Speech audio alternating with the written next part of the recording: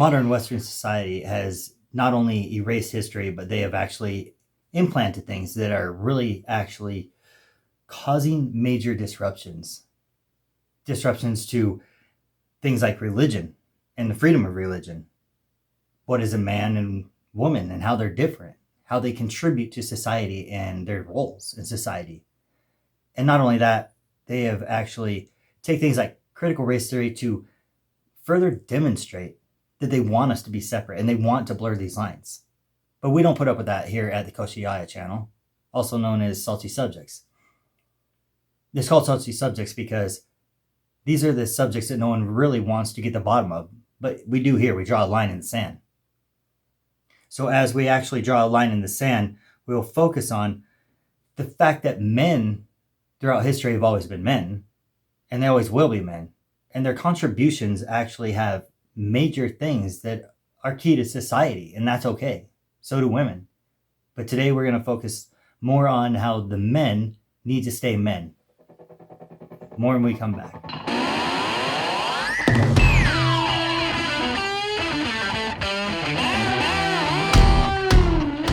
Welcome back to the Koshiyaya channel. Today we're talking about what makes a man, what has always made a man, and the fact that men throughout history have always been men, always will be men, and that is actually the things that has contributed to society. Now, they like to tell you that if you erase history, then all of a sudden men were not men. This is insane and it's silly, and we don't fall for that. We don't play that game here because that is a waste of everyone's time, and that is a waste of anything that you like to call logic. So what we focus on is how men have actually contributed to not only societies, but how they have actually had a major role and what that role is. It is clearly different from women, as we have gone over in the first part. This is the second part, showing in the history that not only have men been men, but they actually have things that they aspire to do. Men aspire since the beginning of time to actually explore, to push boundaries, and to see what is capable. There's a very big reason for this. That big reason is their role as a family goes, as a tribe goes. It doesn't matter which angle you're taking this at. It is a role in which they naturally fill. Men naturally want to build things. They naturally want to explore. They naturally want to push boundaries because they go out and they actually find new ways and discoveries so that they come back. They can try to apply that to society. Not saying that they are the only ones that is from start to finish built it, but by nature, that is their spot, the explorer and the ones who go figure out and then come back and say, this is probably a situation in which we might need to explore new boundaries. Those new boundaries being whether it be new ways to build shelter, new ways to hunt, new ways to look into working with others, building what we call a society. Not to say that women don't have their spot, in which also help and are equally important to what it creates a society. That's not what we're trying to do in the sense of separating in a negative way. This is in a positive way. And everyone's talking about how women can do everything men can do in nowadays. And so I'm going to go out throughout history and I'm going to show you men have always attributed this. It doesn't matter what you're talking about in the sense of religion, in the sense of if you follow the Bible, it will back this up. If you follow evolution, it'll back this up. If you follow even Greek mythology, all of these have the same contribution that a man is a man. It is undisputable, it is undeniable, and it is actually ludicrous to sit back and act like this isn't an attribution in which everyone has always agreed upon and never actually had a reason to challenge it. Why they're doing it nowadays? Well, that's for another subject. We actually can see why they would, but let's not get into that today. We're going to go step by step. This next video that we're on right now, it is going to contribute to saying, you know what?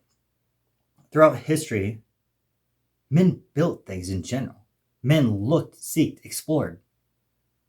They found ways in which cost immense things, the ultimate thing, their life. Because that is what God asked them to do, is to lay down your life for the one you love. And that may be your wife, your children. You are the one who is to lay down your life out of love. And if you go to evolution, that will show that is why men have become bigger and stronger than women, and always have, actually. And so the ways they're improving this living is something in modern times. They're trying to act like it is toxic. It is not toxic. It is a very needed attribution. And so when they actually try to improve living, it is not self-serving. It is selfless in many times. There are examples that you can argue that it is definitely selfish. There's things like Hitler. Don't get me wrong. You could go clear throughout history and find an example. Let's not get caught up in those things of one person, but more or less the reason men as a whole have a tendency. If you go clear back from the beginning of time, if you go clear back to some of the earliest documents, you'll see the Tower of Babel. This was the Babylonians when they wanted to build essentially a stairway to heaven. Why did they want to do this? It took many men to get together and to agree upon one thing, and then to actually try to accomplish that through lots and lots of laboring. That laboring was what they wanted to do out of their own aspirations as a whole. It's not selfish, it is selfless in many ways. And so when people say, well, it's this toxic, ego-driven thing, don't listen to that. That is insane, because that is like saying every woman only protects her offspring, her children, because she thinks that they're better than yours. That is not true either. It is the way they're built into how they contribute. We all know that the sayings, don't get between, a sow and her cub, or mama bear and her cub. It will not end good for you. I don't care who you are, or if you've ever been around bears or not. So we all know these, and we accept them, because these are things that you can honestly look at and say, what's there to argue? But we do. So here we are. Well, then you can go from the Tower of Babel to Rome. Who was that built by? Who was the main contributors? Who was the labor force? Who was the most sacrificial? Yet again, men. It's hard to argue this. It's hard to sit back and say they were slaughtering women, because that's just simply not true, and no one even wants to argue that because it's so silly. So continue going. If you go into Greek mythology, or if you go into evolution and cavemen, you will see at any given angle you want to choose. You can choose however you want, and it is unwise, unproductive, and it's just flat hard to even sit back and have an argument that at any given point men were doing these things and say that they were doing it to only be self-serving. They definitely contributed to the tribe in that way. They definitely contributed to their family. And so no one's really wanting to be silly enough to argue that. And if you go even further in history, you got things like Alexander the Great. There's many things about every aspect of these that you could probably take in and find that one small occasion and say, I want to argue it, but as a whole, it's hard to argue that these things are men stepping up and being men, and their actual innate attribution is to go fight, go explore, go figure out how to go to these boundaries, fight the problem, and protect the tribe, and do it from a very distancing, safe situation for not them.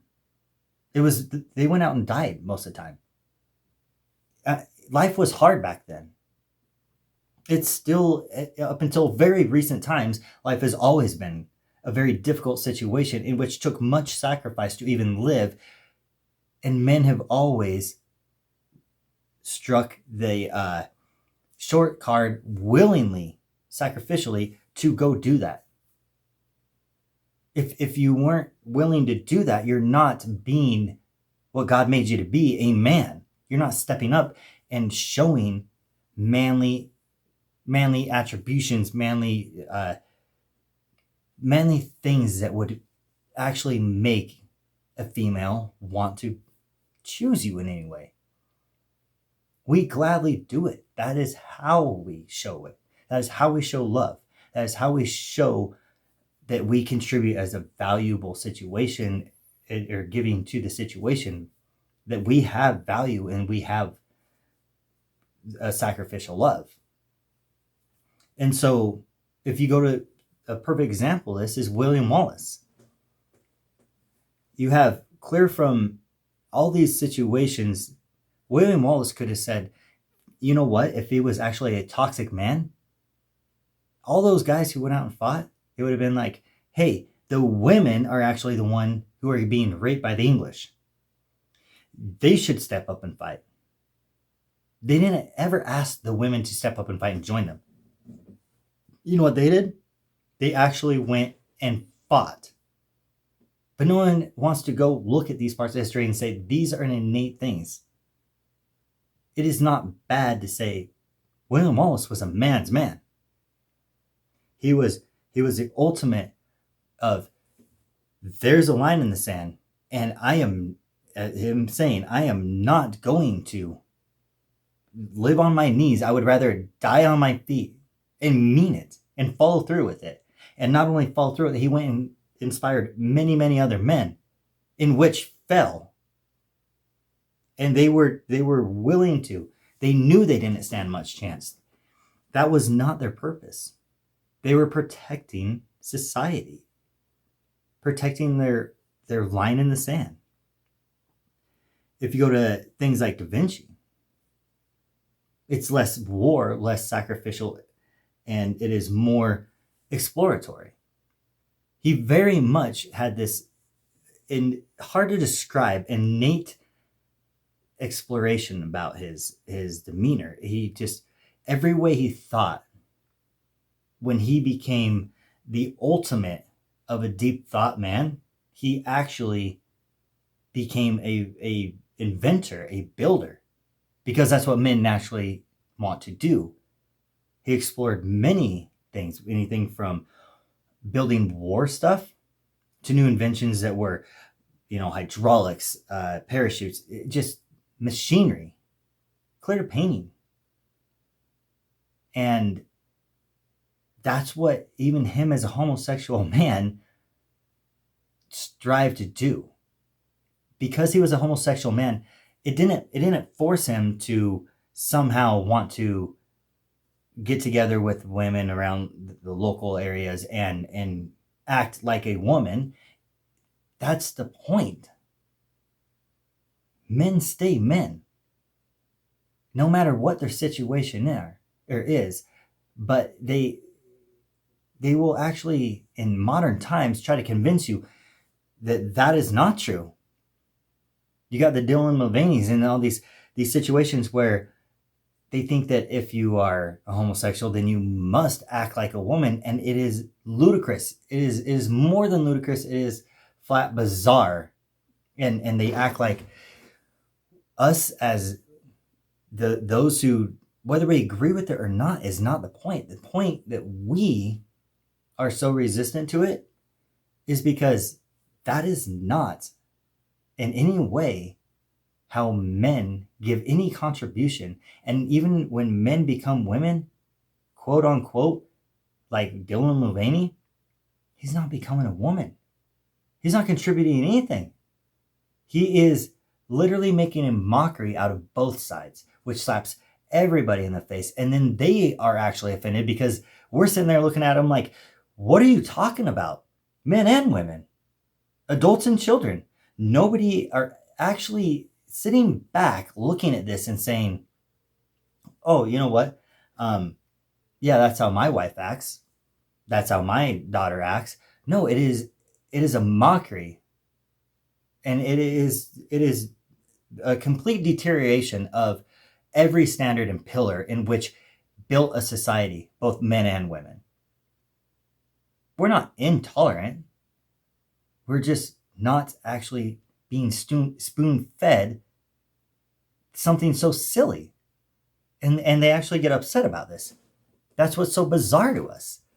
Why would they get so upset about something that has no actual contribution to the society that has actually survived so much trial?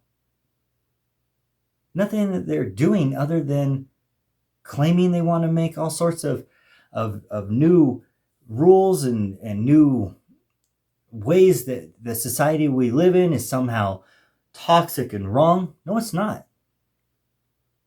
It is built for men and women because there is two genders. There is men and women, and that has always been, and that will always be. Therefore, it doesn't fit the women's side. They can't use that in any way, that transgender concept. Men can't use it. That's a whole nother subject in which leave the comments. I've had a few comments that are asking to actually get more into what we think is actually going on behind the transgender. And we're not going to get into it today, but it's becoming a major issue, guys. Why do you think we're making this video? Is because men need to be told, you're not toxic, and it's okay to be a man. And women need to be told, you don't have to put up with a man pretending to be a woman and going into women's locker rooms and becoming predators in jails. And when you have a man that is in a jail that still womanizes, but yet you're fighting for him as his legal rights, the bottom line doesn't change. And that's what they're distracting everyone with this concept that it is like, you must be a bigot, you must be a white supremacy, you must be a complete right-wing, radical if you say even women in prison still need to be respected as women, not victimized. But what comes first? Not like ethics and humanity and morality. This isn't religion. This isn't a right-wing, left-wing, Democrat, Republican. This has nothing to do with that. And don't fall for that BS that they're telling you that it has something to do with picking a side. This is not a side. This is a line in the sand in which we're calling out to say, men are men. Whether they claim to be women, whether they claim to be, it doesn't matter. They're just, it's what it is. And not only is it what it is not a bad thing. It is the one side of the coin being men, the other side being women. There's nothing wrong with that. Matter of fact, that's the way we were designed. Whether you're talking God's design or you're talking evolution and Darwin, it doesn't matter. It still follows that. So if you actually want to see something that is really actually very interesting, openly look into and check into a really great document that is called The Men Who Built America. It is called The Men Who Built America because those men explored very heavily. They pushed new boundaries and they actually built what we actually know as one of the greatest ongoing democracies, and that's going to be argued if it's oligarchy or whatever, but we have one of the best built societies to serve the people, run by the people, and it is getting challenged. And don't be asleep that it's like it's not being challenged. It is evolving. It is not evolving. It is being picked apart. And if you think that it is just evolving, not being very deliberately picked apart, then I'm going to challenge you to dig a little further, be a little more open-minded, because I don't know how to put this politely. You're just being fooled. The wool is over your eyes and you are just flat falling for this. There is so many books written about what it takes to very subtly pick apart societies. And America's following it to a T. A lot of the main countries that are considered main powers of the world, they're all following it to a T. This is not a small thing, guys. This is why we need to make women be women, men be men, and actually encourage, take pride, which I think is ironic that it is Pride Month when no one even thought that to have a whole month and a big celebration for being what you're innately supposed to be. That's why we don't need one. We don't need a Pride Month and all this celebration, because it's so innate. It is so just built in us, just naturally. It's like making it, to us anyways, it is like making a celebration for breathing and waking up and going to sleep. It doesn't make any gosh dang sense. But those who actually push way against the boundaries and create this way against the grain celebrate what we see as normal. So call it what it is. That is being challenged, and we need to wake up and say, well, didn't think I'd actually have to get into this, but that is actually an odd thing to have to go against, is your innate natural gene makeup. So as we look throughout history, at any given time, at any part of history, there has been a way men go about things. There has been a way that women go about things, and both have never changed, and they very much are needed. And we cannot let that slip through the crack and get lost, because there's no such thing as losing it. That's a final game. When you lose it, that's not something you find your way back around. It's kind of like when you lose your life, you don't eventually come back and find it again. That's a final game.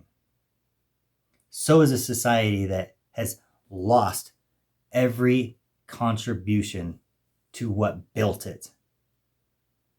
And make no mistake, there is people out there who are actually very methodically put a lot of effort, and they're turning our government, a lot of them are the government, into this very thought out plan and how to pick apart. Rome wasn't built in a day. It wasn't torn down in a day, but it went down fast, bad. It is a major part of history. How does something so powerful, something so elite,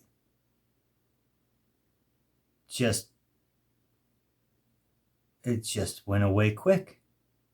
We've learned lots of things to learn about how that process happened. And it's like we forgot it now. So guys, don't forget, this is something that usually starts with this subtle, simple lie that women are not trying to become men. They just want it to be equal. You can't. You know why you can't? You can't just have a sex change and change your brain. Watch the science, do the research. Don't be lazy. We can't stand lazy people on this channel. If you're too lazy to go actually look into things, then go be a blind sheep and be quiet, because sheep usually don't go tell their master what to do. But if you want to have a voice and be a person who is respected, go do your research. There is no given point in which just because you had a sex change that your mind all of a sudden has a switch. It does not. And that is very key to what is the issue and the friction there. That's why there's so many drugs that are antidepressants. There's so many drugs that are sitting there working on how to try to bridge and cushion that gap, and it's not working. They're working on it and it's not working. The true statistics, not what they tell you, look into it. The true statistics, it is high suicide, it is high depression. It turns into a lot of violence. It doesn't stay within the person. It plagues the society. So it's not that we don't love these people. We pray for them every day. A lot of these people are great friends. They are people that are family members. They're people we dearly, dearly care about. We'd give our life to help. But guys, you have to understand the situation. When you say you would give anything to help, we are reaching that situation in which you might have to mean that. So I'm asking, would you step up? Because we've made lots of great progress, but it's just progress. It's not a final thing. This is something that is going to be fought for a very long time. We thought it was going to be some quick trend. It is not just a trend. This is a fight for our entire being. The way we raise our families, the way we serve our God, in whichever God and way you see God, whatever religion you have, no matter how you see it, it is being very much attacked by this. And when I say this, I'm just going to clarify. Here we don't back down from truth. Because I don't remember some of the names that almost stood up with William Wallace. No one does. Because they're gone. They got demolished and no one cared. I don't. I doubt you care enough to go find their memorial somehow. The only thing you care about is those who did fight, those who did do something, those who actually went and put themselves on the front line to say, this is a line in the sand and the truth. And that is it. We're not going to barter. So be leaders as men. Have virtue. Have values. Have leadership qualities. And if you don't know what it is to have those, if you can't define those, study them. Practice them. They're more real than the food you put in your mouth, because they will guide everything in your life. And not only will they guide everything in your life, they will guide everything that has anything to do with you, whether it be those who are closely related to you, your household, your coworkers, your society. Know what it means to be virtuous, courageous, have backbone and know truth. Stand on them as pillars of why you wake up and what you see yourself as valuable and your position in life.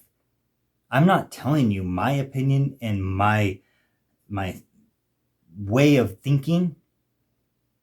Everybody should understand their values and their virtues and their reason in which they find these core things. They are the bottom line.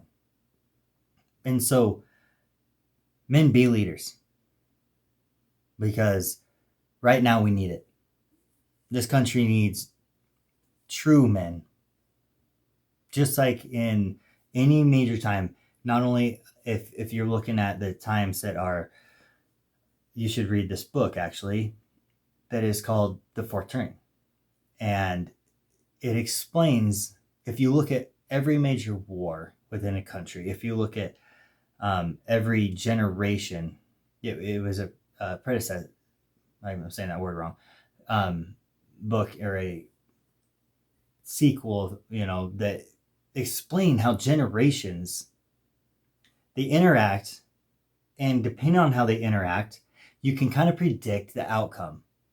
If there's more pull over here, then you'll have more pull over here. If there's less pull, you have less pull, and you can kind of see how it's going to go. We are having such dramatic pulls right now. Read The Fourth Turning, where you're going into a winter, both economically, morally, a turning point in which our generation has been predicted, but about the time this generation was even born, and told that this was going to happen.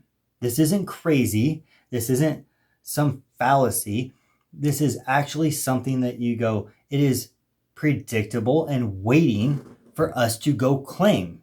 That's how all of history has worked. That is how come you have the William Wallaces. That is how come you have the Rome being built, the Alexander the Great. See, these things, they didn't have the known 300 that we actually have a movie that it completely screwed that up, but whatever. We get the gist of it. That was not built unpredicted. They became 300, and they were very much prepared to go fight that way, and they became so valiant and so much integrity and such a strong people because they were way prepared for it. I'm not saying we have to become 300, but I'm saying we're being called upon. And that calling is not to be taken lightly.